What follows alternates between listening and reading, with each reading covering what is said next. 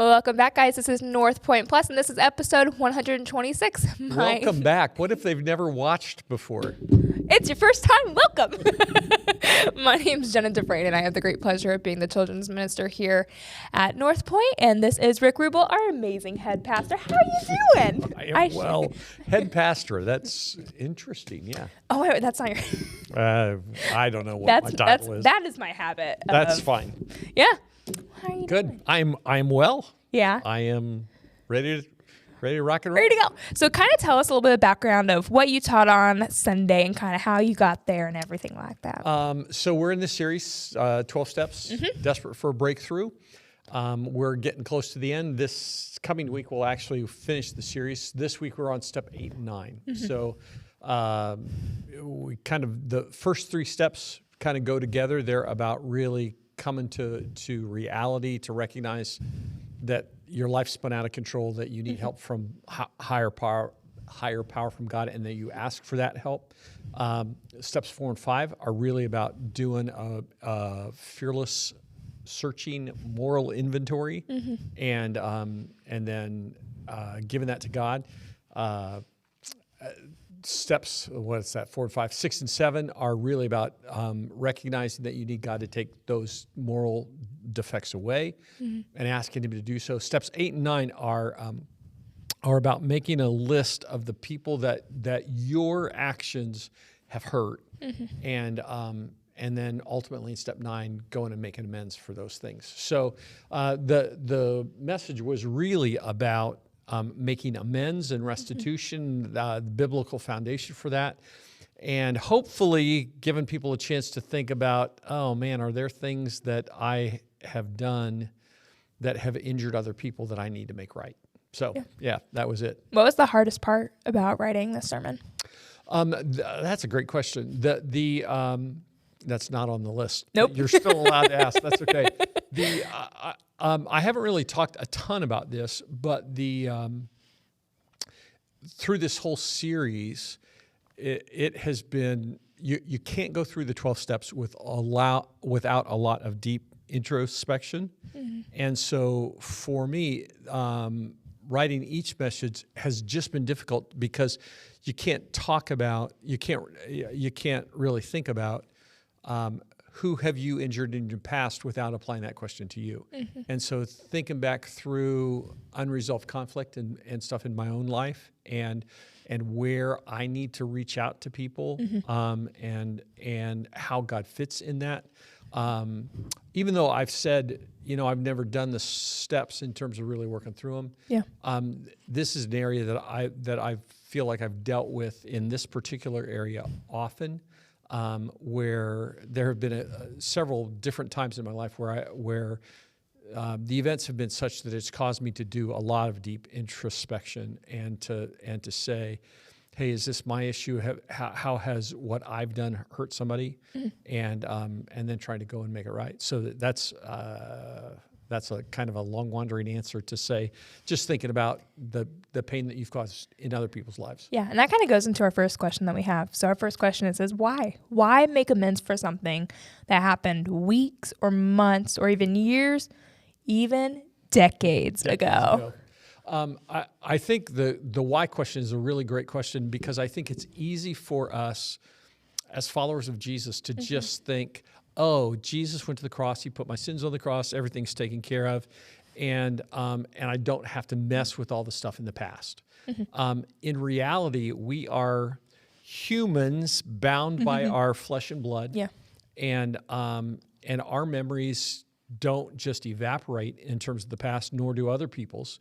And so when we don't make amends, I think one of the things that happens is that we carry the burden of that broken relationship, and burden like the longing for it to be made right, but also the burden of the pattern that we sometimes create from having done something to hurt other people. Yeah.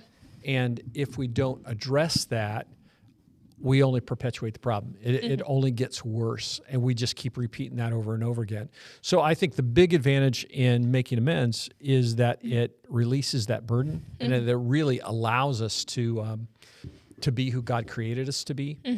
and to live with a joy rather than a sense of oppression. Right, being stuck in the things that you did wrong. It reminds me of, sounds so cliche, but the gospel. Thousands of years after we sinned, and God still made amends and sent his son and made amends with us. Yeah. And it's thinking of that even in that way of all throughout the Bible you see people having to make amends. I looked up Jacob and Esau. Just curious, how many years went in between of the betrayal and stealing and then being apart. About 20 years-ish. Went in between that before I don't know if they saw each other again and stuff like that. Well, yeah, when Jacob comes back to where Esau is and he lines out his family so that Esau will be nice to him and not kill him.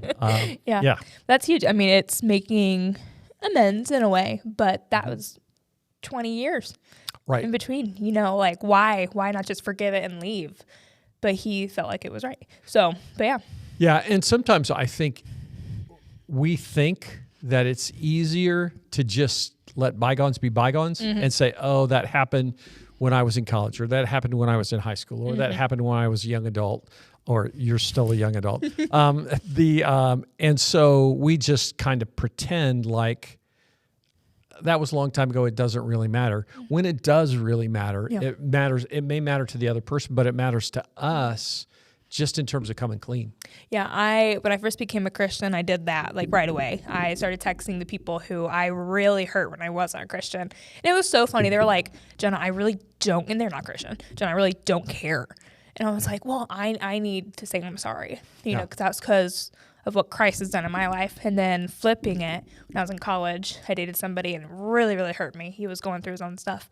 And 2 years later, he texted me saying, I am so sorry for the things I did. Yeah. And we amended big time. We became friends after that. And so that was huge, even though for you, it may be like, why do that? That other person might be, thank you. They might be holding on to that grudge or something like that. Yeah, I said in the conclusion, when we try to make amends, when we reach out to make amends, that's irrespective of what kind of response we get. Yeah. Because there may be the kind of response where people embrace us. Right. I said that maybe the kind of response where they slap you in the face because they're still so angry. Yeah. It may be the kind of response that they say, what are you even talking about? I don't remember that at all. But our taking that initiative to make amends, that's for us. Yeah.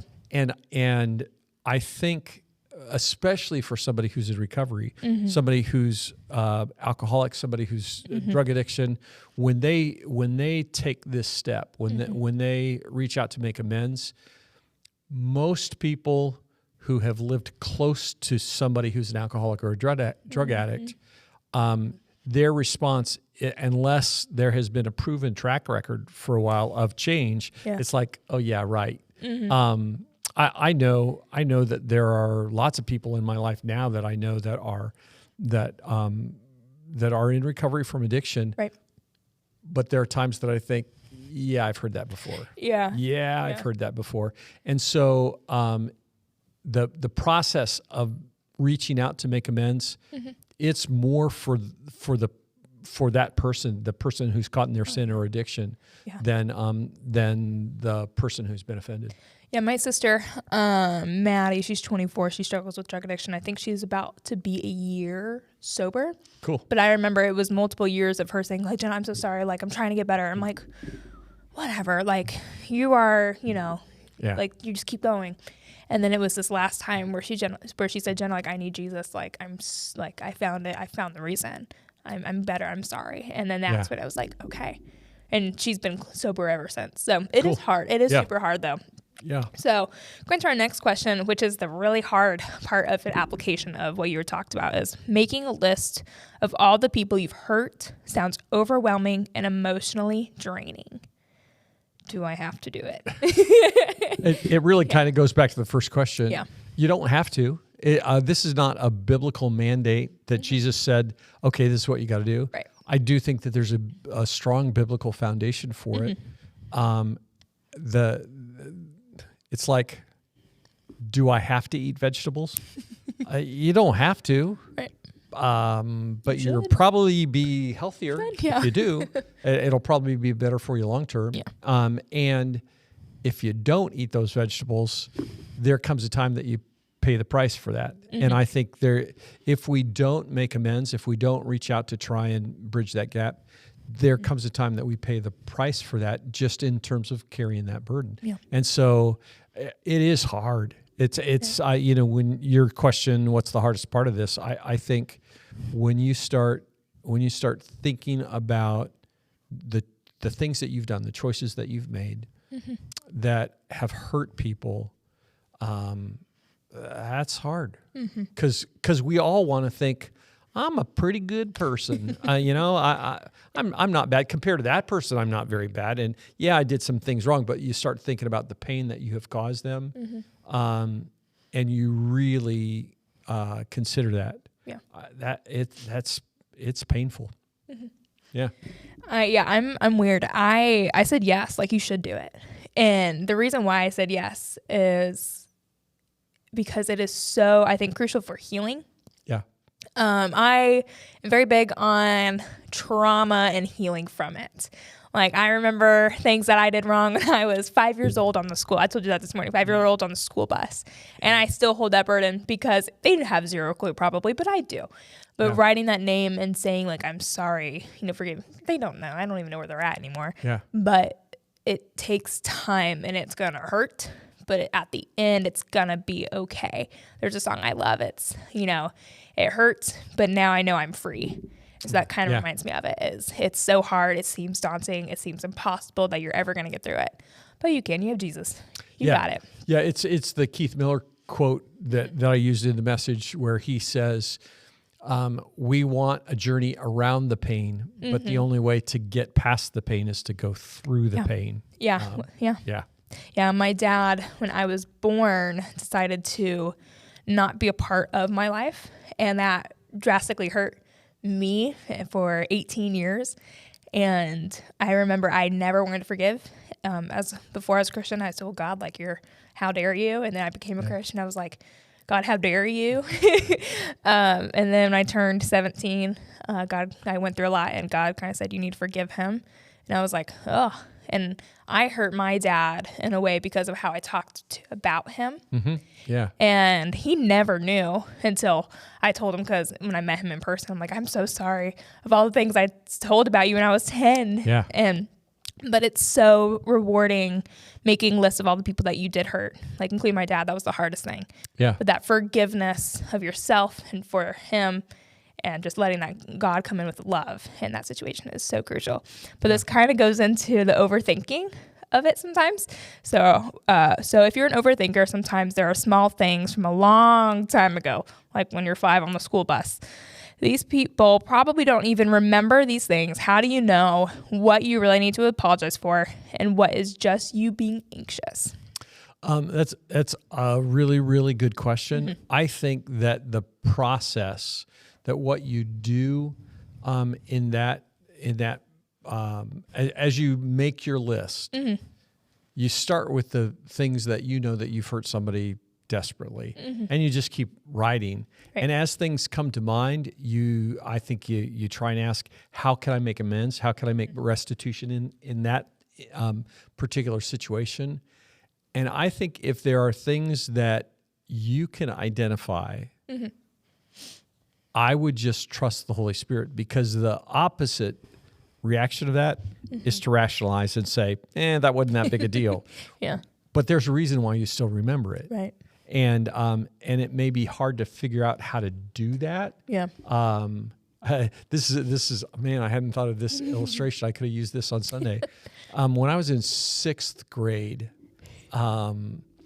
there was a girl that, the 6th grade, it wasn't like we had this romance or anything, but I can remember in a 6th grade boy kind of way, how do you show that you care? You punch, and so we were playing or whatever, and the bus came, and I, it's not like I smacked her, but I did something as we were hanging out, and knocked her glasses off her face, and her glasses broke, and And it was something that I always felt terrible about.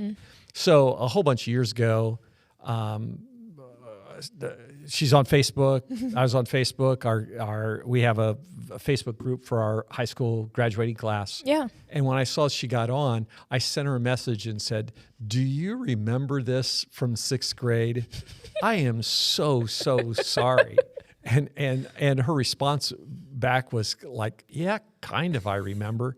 But it was like, you know, you're carrying this burden of breaking somebody's glasses from a lot of years ago. Now you want to make me apologize to my 6th grade boyfriend now. Maybe so. Like, yeah. Who knows? Yeah. And so you kind of mentioned passage Exodus 22, that for us to kind of like go back on our own and kind of look into it. Are there principles from that chapter that we should apply today in our culture?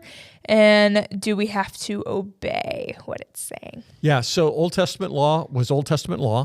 Jesus came not to abolish the law, but to fulfill it. But I think that there are principles in the Old Testament law even, that can give guidance and structure, direction for us in terms of how we relate to other people, how we relate to God. And so Exodus 22 is not binding law on us, but it really does lay a foundation, just like the passage I read in number 6, about this concept of restitution and making amends. And so if you think back to the Old Testament, there's actually in Exodus 21, there's a passage that says, if there's serious injury, you're to take life for life, eye for eye, tooth for tooth, hand for hand, foot for foot, burn for burn, wound for wound, bruise for bruise.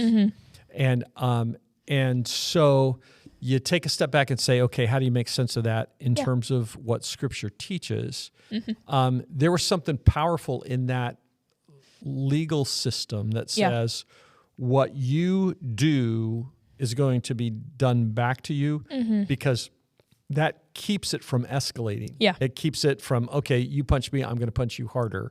You kill somebody in my family, I'm going to go kill 2 people in your family. Yeah. That concept of restitution and penalty and payback, all that, that's all there in the Old Testament. But it speaks very specifically about some stuff in Exodus 22. Yeah. It basically says, hey, if you steal this kind of animal, you need to pay it back 4 for 1. Yeah. But if it's this kind of animal, you need to pay it back 5 for 1. It says, this is a principle that I think is just really interesting. It said, if you borrow an animal and the animal is injured or killed, you've got to replace that animal. But if the owner of the animal is with you, you don't have to pay it back. And so I think, okay, what's the application of that look like for us today? This is a concept, a principle that I've wrestled with and thought through multiple times. So if I borrow tools from my neighbor, right, and I'm using the tools and I break the tools, I need to replace the tools. Yeah. But if my neighbor and I are working on our car, and I'm twisting the wrench or whatever, and like I'm going to break a wrench, if I'm using a tool and I break the tool while the neighbor's there with me working on the car, that biblical principle says, no, you were part of that, right, and you don't have to replace that. That's a really interesting concept to try and think, okay, how do I learn the moral equivalent of what it means to borrow and replace if something gets broken, that kind of thing. Yeah. So like I've thought, you know what, if I borrow somebody's car, and I wreck the car, it needs to be my insurance, or I need to pay for the repair of that. Right. But if I'm driving the car, and the person I'm borrowing the car from is in the car with me, that's a different. Right. That's a different kind of circumstance. Yeah. So there really are some pretty cool principles that are there in terms of how God taught the Israelites to think and what their value system would be like in terms of restitution, compensation, penalties, all that kind of thing. So I think that there are some that they're not laws that we have to do it, but it gives a framework to say, okay, how do you deal with this situation? And if I can even go a step further, we talked about it. We had 6 kids, so we had friends over that had kids. Yeah. And our kids would go to other people's homes. If our kids broke somebody's toys when they were at their house, it was our duty to replace those toys. If their kids were at our house and they're all playing together and they break the toys, they're all playing together. Yeah. And so that person's parents don't have the responsibility to do that. That's funny. I babysit a lot for people at the church. I love it. I think it's such a good ministry opportunity. But I babysit, and I always tell them when they have friends over and they're all playing together, I always say, if you don't want them to play with that toy, you got to go put it away. And I said it could get broken, it could get bent, any of it. And so it's funny. Sometimes they'll bring out toys and they don't even think about that. And then it gets broken or bent and they get so sad. I'm like, but you got to remember, we're all playing together. Yeah. You are allowing somebody to use something, even though you know it could get broken. And so it's just funny of when you give somebody, or if you're with somebody and they break it and you're with them. Right. Like that's okay. Like, I remember me growing up. I was that girl who cut off all the hair on her Barbies. But, Nice. My friends, we would break Barbies. We would break toys. And it was just kind of one of those things where, like, well, I guess we kind of played too hard.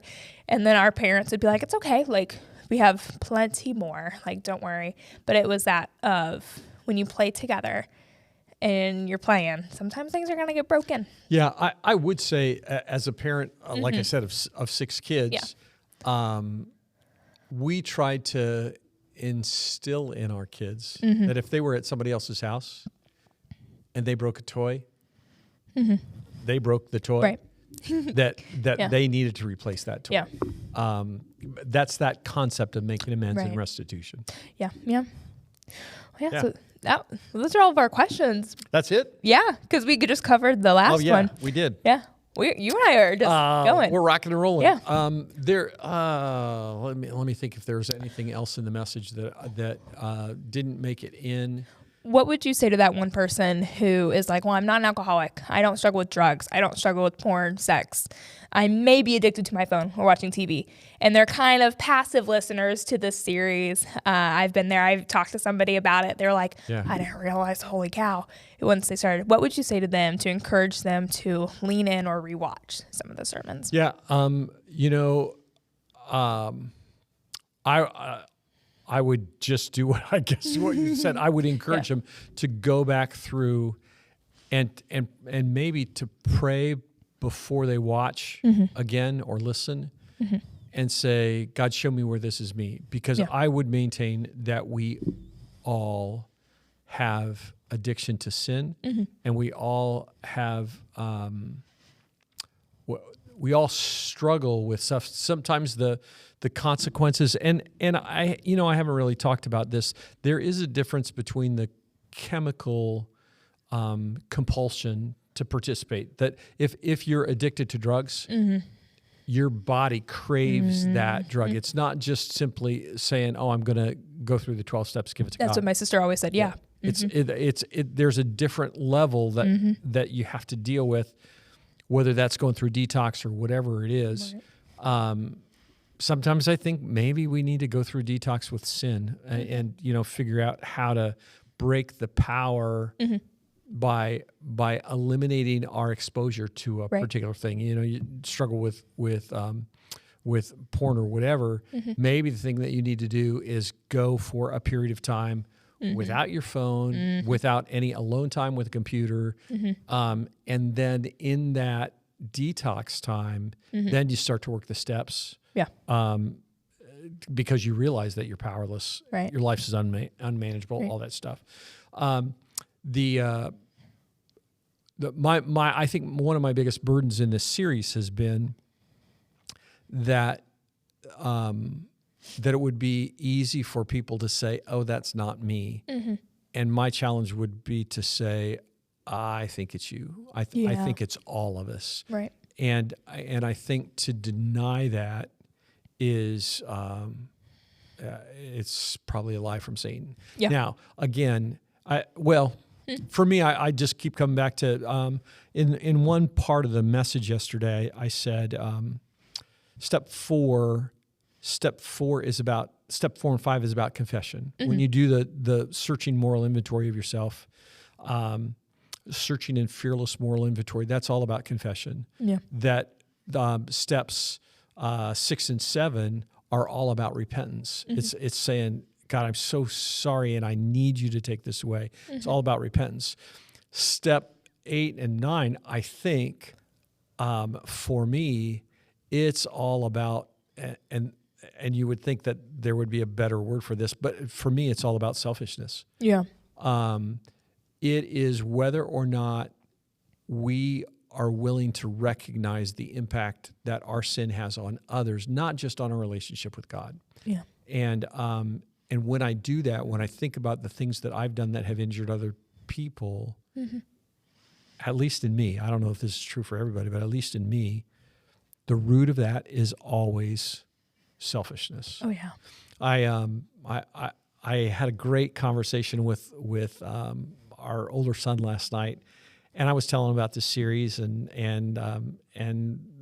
we're talking through stuff, and in that conversation, he said, for me, the root of everything is pride.